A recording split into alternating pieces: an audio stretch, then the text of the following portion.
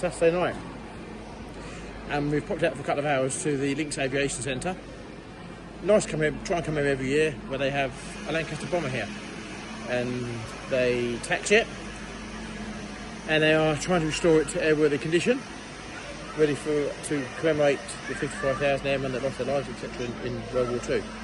So, great place to look round, and the work that's going to restoring the plane is beyond amazing. So we've seen the plane run and taxi around the field. Now they're going to bring it in and put it in the shed. So I think it's I can only recommend, if you want a good day out, come and have a look around this place. If you like airplanes, there's all sorts to come and see here. B25 Mitchell, I think it's a B25 Mitchell. Anyway, come and have a look. Those planes, really good place to come.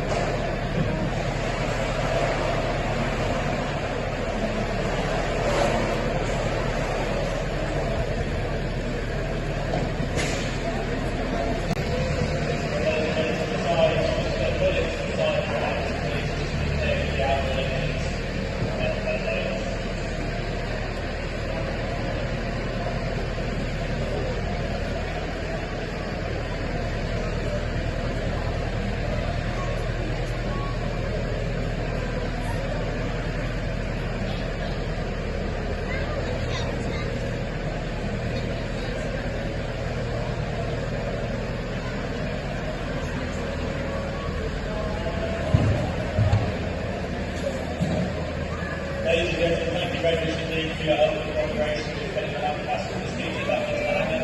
As you've seen, it's a quite delicate operation, so thank you very much for working with all that. Give it a bit of clear space.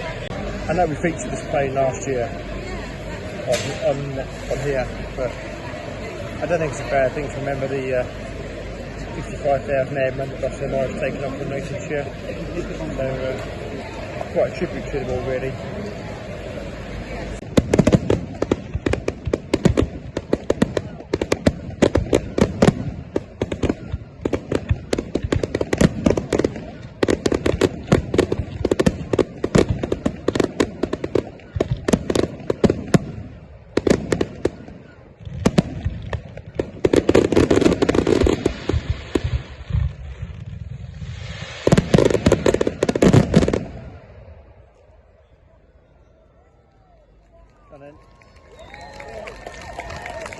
Sunday afternoon, we're still jogging along. All right, what we do? We're in the shop doing bits and pieces here, but we're also getting this the office that's attached to the shop sorted out. So and tidied up. So this is going to be more of the higher office. So we've got a few jobs to do in here, and I'll show you what we're doing. So we're at the end of the shop, and we have this office here. Which we built probably 18 months ago, I suppose. We used to have a guy, a parts man, used to work here, and he left. And the office has kind of got abandoned since. No one really ever uses it much. So we're going to get this back in and use it for a higher office. We've got to do a few little jobs to it. We've got some wooden trim now that used to be up there because we've got LED lights around the outside. These bits of trim on the pillar here came off, so we've glued them back on again, but they need painting. And for some reason, it seems to accumulate boxes of things. So not quite sure how, what, where, or how. So we are going to get this all sorted out. Just found a nice picture there. I don't know how when we were doing bulk work. One of our lorries there. It was rather smart, and a nicely framed picture there. That's cool. So anyway, the plan is now to get this office, well, there's a GCS flag as well. So the plan is to get this office back in ship shape and get it operational, so we can start using this as a hire office for what we're up to. There's all our parts booked on the end as well. So yeah, so right, next job. Right, just popped into the office. Sunday again, still Sunday, still plodding along. And just popped into the office. I've just noticed the sales board here. This is for bobble hats and toys. We put a bit of a posting on the other day for the bubble GCS merchandise bubble hats. And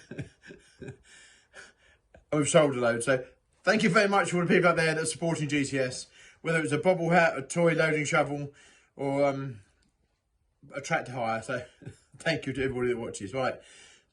Do you know what the thing is about Sunday? It's actually quite quiet when you get on and the phone's quiet and when you get the jobs done. So you feel like you're achieving something. So long may that be so. Sunday evening, 8:30. I'm going to call it a day. But we've had a good day today. We've got things done, which is achievable. We had a great weekend, really. We've got a lot sorted out at the shop. The shop's going to evolve. We've got a lot more to do with the shop, a lot more stuff to go in there. The mail order for the shop is growing and growing.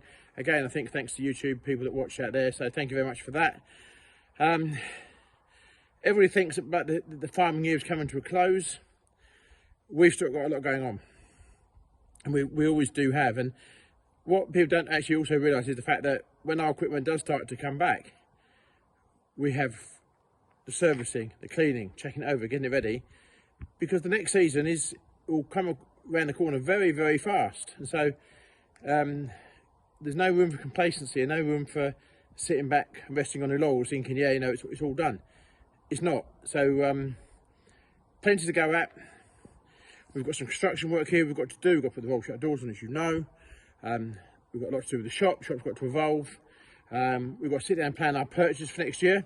As a fact, while we're on that point, okay, we've turned away a lot of people this year for hire of tractors and telehandlers and trailers, purely because we had no spare capacity. So what I would say to people you're watching, if you are considering hiring for next year and you haven't booked or whatever, please think about doing so. Yes, harvest or silage or maize may seem an awful long way off, but it's not. It comes around quick. But the other thing that people have to consider is the fact that if you want a trailer with a hydraulic sheet or you want something that's specific, we need time to get ordering, get it here and get it made or get it done. So it's no good trying to ring me up 2 days before you want to go maize. Oh, we want 6 trailers with silage with sheets on them or hydraulic sheets or whatever. It doesn't really happen like that, unfortunately, because we're already pre-booked. So if you are thinking of hiring next year, please consider making inquiries sooner rather than later so that we can sort of a bit of teamwork here and try to get ready what you need for when you need it for. So, yeah, anyway, right. I'm going to have my dinner. It's now Monday. Daniel's on the pressure washer.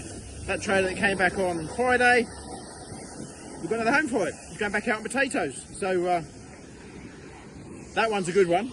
So we're pleased about that. Every hire like that is important to us. It's very important to us that this time of year, although it's dry and mild, so that's always a good thing. So anyway, right. Going to go look at that fuel tank that Gary painted on Friday, whatever. It's going back together now. Gary's piping it up. So here's the fuel tank that was in the paint shop the other day. Doesn't that look smart? Gary's getting a pump ready for it.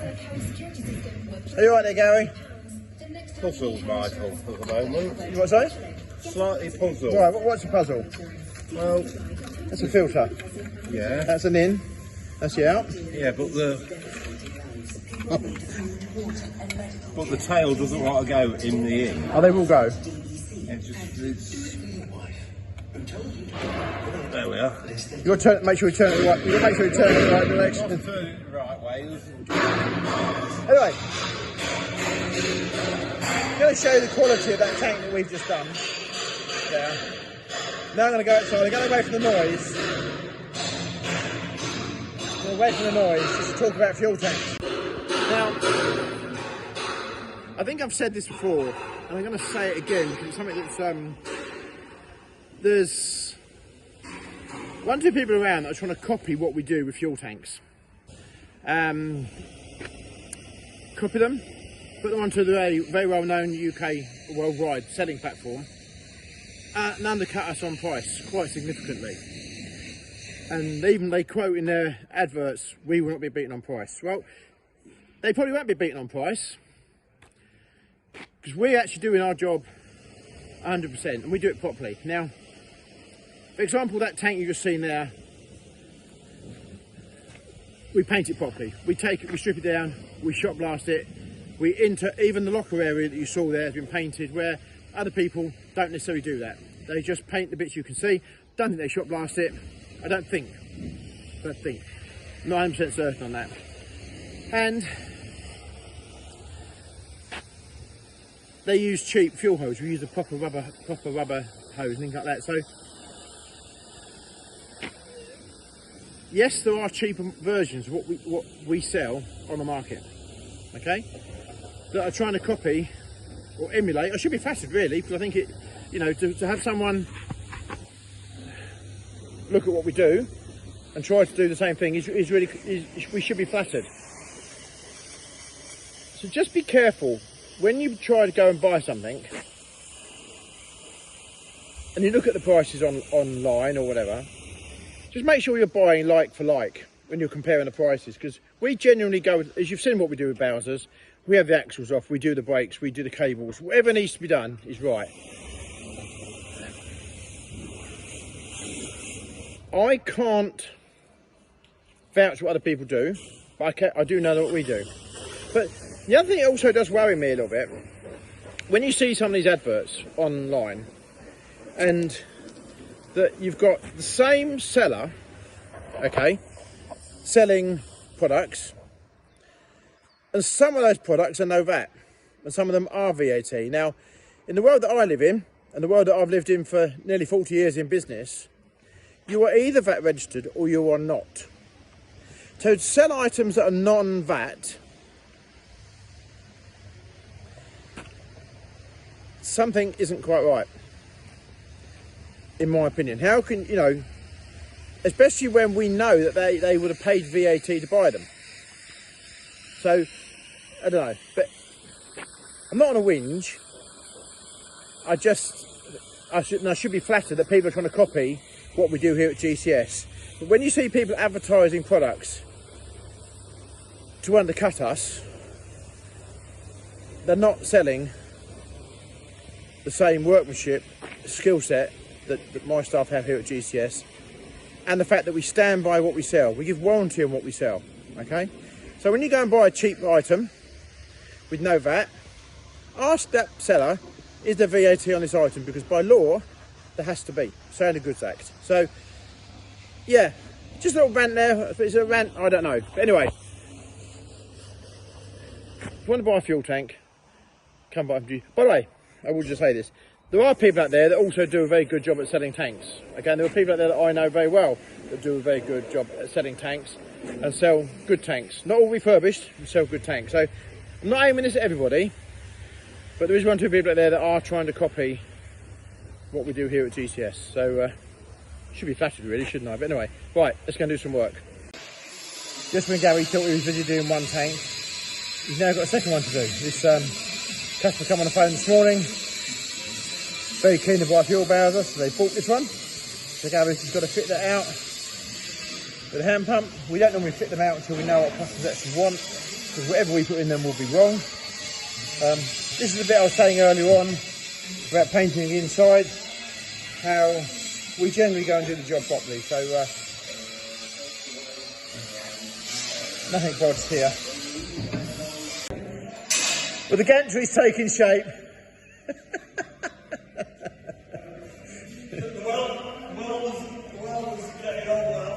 And he's doing a proper job here, look. It's going to look wonderful when it's got thick layer of paint on it. It's looking good. Going to get outside soon and offer it up and kind of put the other bits to it, and then put a trailer in the middle of it and then work it out. Then the legs are coming on Wednesday.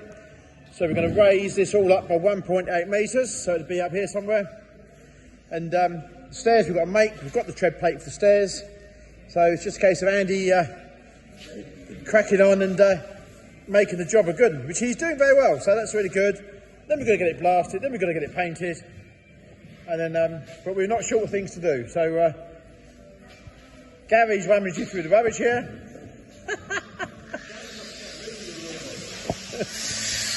Actually, we were busy in the shop. Do you know what that is? Do you know what it's for? No. It's been made for something. It has been made. It used to be on a wall rack for spanners, and that was a screwdriver rack. That actually probably, It's 30 years old. I was going to say that could easily be probably more than 30 years actually. But yeah, that's what that was for. It was a screwdriver rack on the wall for putting all the different size screwdrivers in, so that you didn't lose them. See? We have been organised here at GCS for many years. So yeah, that is some rubbish. It wants, yeah, and the timber. Yeah, yeah. That's all gone fire. But we were rearranging the shop at the weekend. I did notice. Yeah. Yeah, I noticed someone fixed the wall. Oh, never. If you watch YouTube, you can watch what we're doing at weekends. I was busy at the weekend. What was you up to the weekend then? Oh, you were partying, weren't you? I went to a 50th birthday party. It was alright. Yeah. Okay. Yeah. That's good. We'll keep watching. The shop is being completely rejigged. So, Monday, I think Daniel's up there somewhere. He's having a bit of a play with the sheets, make sure they all work.